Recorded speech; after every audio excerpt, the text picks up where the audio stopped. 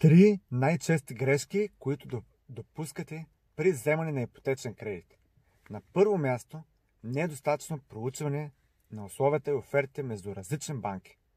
Много често хората вземат решение на първата банка, която отидат. Проучването може да не спести значителни разходи, хиляди левове. Понякога и повече от 10 000 е разликата в годишен процент на разходите и общи разходи, които ще платим. Втората най-често грешка е непредвиждане на всички първоначална вноска, която е необходима, и всички разходи, свързани с нотариус, таксите, брокерски услуги, както и различните застраховки могат значително да оскъпят нашия кредит. Трета най-честа грешка е недобре преценяне на месечната вноска. Не трябва да е повече от 30-35% от нашия месечен бюджет. Това са трите най-чести грешки. Ако ви хареса, харесайте това видео, го споделете с ваши приятели.